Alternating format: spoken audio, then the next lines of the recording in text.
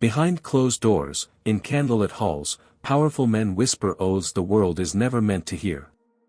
They roll up their sleeves, bare their chests, and swear allegiance to secrets that have shaped nations for centuries. Tonight, we pull back the curtain on one of history's most secretive organizations, the Freemasons. What you're about to discover will change everything you thought you knew about the men who claim to build a better world. For over 300 years, they've walked among us. Presidents, judges, police chiefs, business leaders, all bound by ancient rituals and sworn to silence. But what happens when brotherhood becomes conspiracy? When charity becomes control? And when secrecy becomes something far more sinister? This is the story they don't want you to hear. The year is 1717. For London taverns become the birthplace of modern Freemasonry. What began as a guild of stonemasons quickly transformed into something else entirely, a network of influence that would spread across the globe like wildfire. But here's what they won't tell you in their official histories. From the very beginning, Freemasonry attracted men of power. Not humble craftsmen, but politicians, bankers, and military leaders. Why? Because secrecy is currency. And in their lodges, that currency could be traded for favors, positions, and control. The rituals they perform behind closed doors aren't just symbolic theater. New members are blindfolded, led into darkened rooms, and made to swear blood oaths with consequences they describe as having their throats cut and tongues torn out. They promise to keep each other's secrets, murder and treason accepted, but even that exception has been questioned. What kind of organization needs such extreme vows of silence? What are they really hiding? By the 1800s, Freemasonry had infiltrated the highest levels of society. In America alone, 14 presidents claimed membership, including George Washington and Franklin D. Roosevelt. But their influence went far beyond politics. Consider this: in 1826, William Morgan, a former Mason from New York, threatened to publish the order's secret rituals. He was kidnapped and never seen again. His disappearance sparked the first major anti-Masonic movement in American history. Witnesses reported seeing known Masons near Morgan's last known location. The local sheriff who investigated? Also a Mason. The prosecutor assigned to the case? Another Mason. The Morgan affair wasn't isolated. Throughout history, whenever someone has threatened to expose Masonic secrets, they've faced mysterious consequences.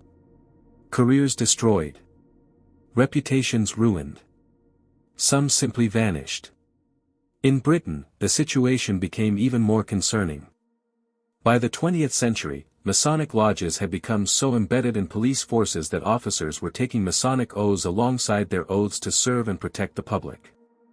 The question became, when these oaths conflict, which one takes priority? The answer would shock even seasoned investigators. In 1997, British investigative journalist Martin Short published, Inside the Brotherhood, a devastating exposé of Masonic corruption in British institutions.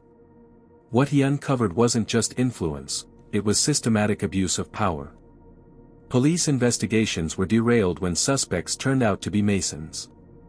Business contracts were awarded based on secret handshakes rather than merit.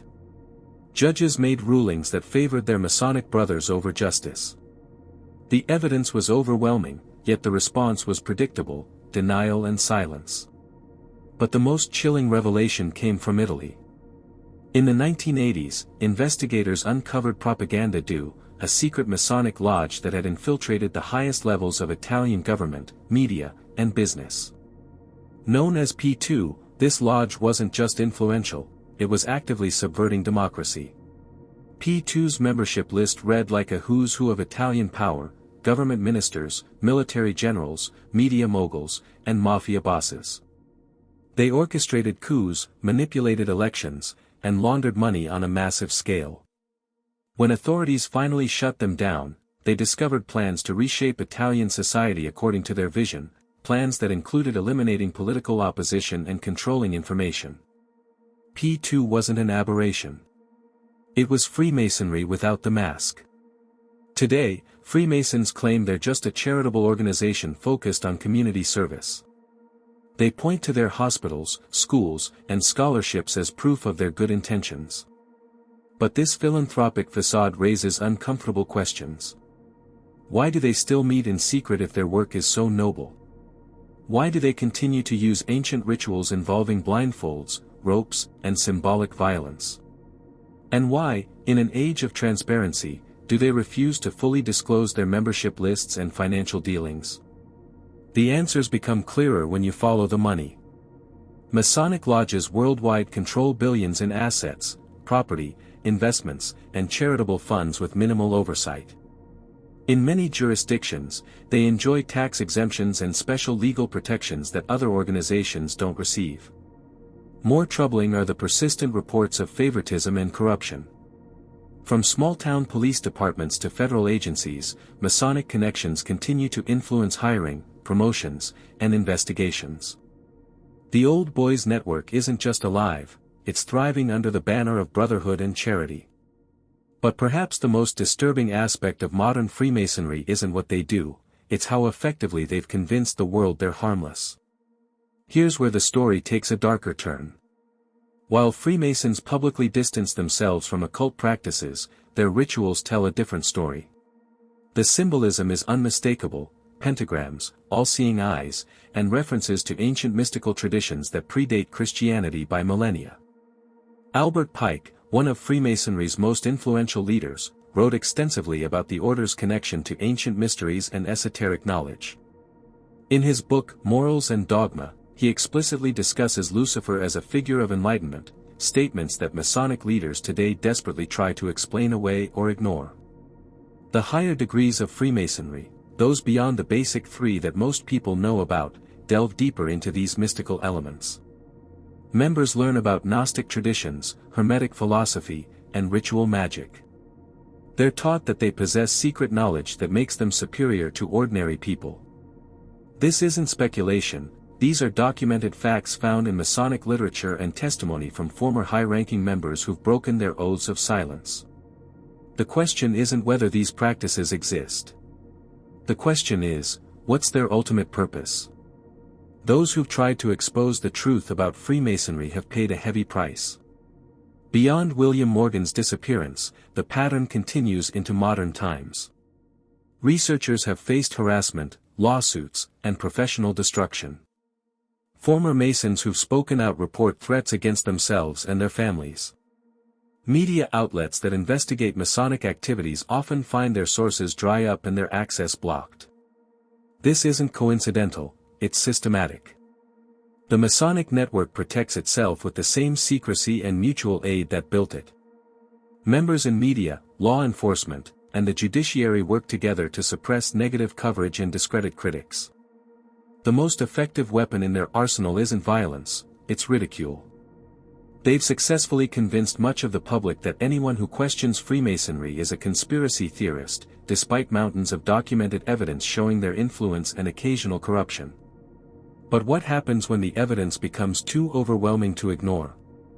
Today's Freemasonry operates as a truly global network. Lodges in nearly every country coordinate through international bodies, sharing resources, members, and influence. A Mason initiated in London can walk into a lodge in Tokyo, New York, or Sao Paulo and be welcomed as a brother.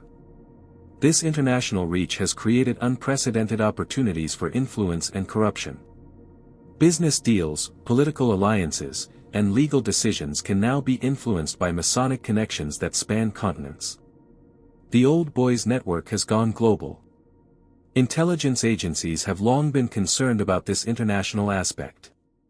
During the Cold War, both sides worried about Masonic lodges being used for espionage and influence operations. Those concerns haven't disappeared, they've evolved. In the digital age, the Masonic network provides a perfect cover for activities that require secrecy and international coordination.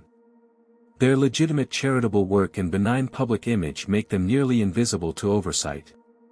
The question is, what are they coordinating? Modern technology has begun to pierce the veil of Masonic secrecy. Digital records, leaked documents, and investigative journalism have revealed patterns that were previously hidden. Analysis of government contracts shows a suspicious concentration awarded to Masonic-owned businesses. Political campaign contributions reveal coordinated giving patterns that suggest organized influence campaigns. Court records show an unusual number of favorable rulings for Mason defendants when facing Mason judges. Social media has also revealed the extent of Masonic penetration into modern institutions. Photos from lodge meetings show police chiefs, mayors, judges, and business leaders proudly displaying their Masonic regalia, often the same people involved in controversial decisions that benefit Masonic interests. The digital age has created a problem for Freemasonry. Their secrecy increasingly conflicts with demands for transparency and accountability. The more they try to hide, the more suspicious their activities appear.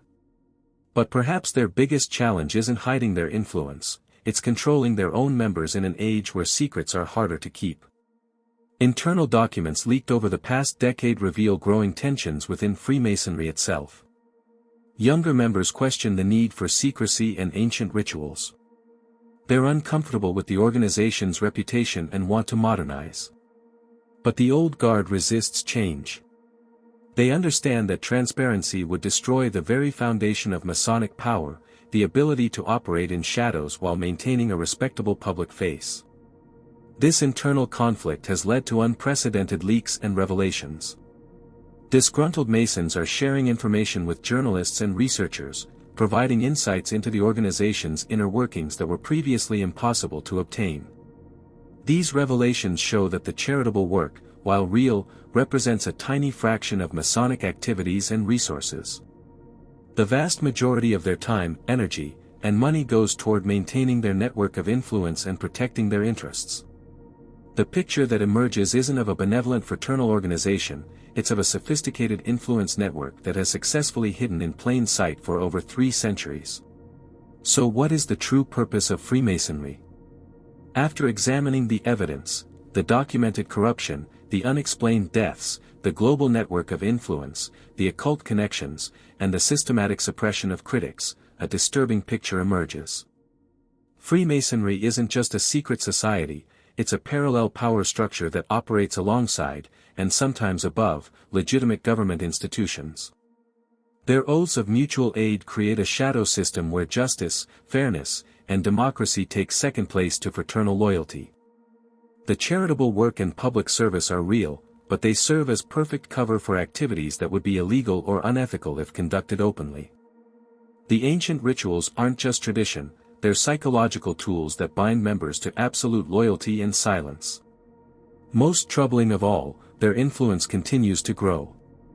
As traditional institutions weaken, the Masonic network becomes more powerful by comparison. They've perfected the art of invisible control, shaping events without leaving fingerprints, building networks without creating obvious hierarchies. The evidence is overwhelming, but the response remains predictable: denial, deflection, and the dismissal of critics as conspiracy theorists. They've spent centuries perfecting these tactics, and they work. But questions remain.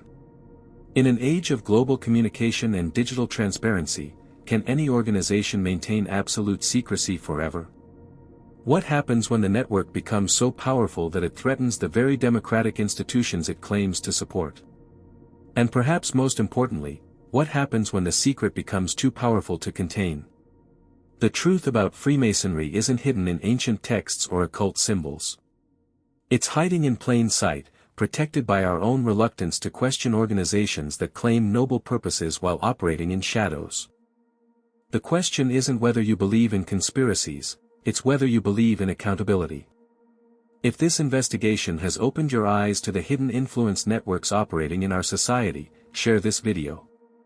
Subscribe for more revelations that challenge the official narratives we're told to accept without question. Because in the end, the greatest secret isn't what they're hiding from us, it's what we're willing to ignore about them. The truth is out there. The question is, are you ready to see it?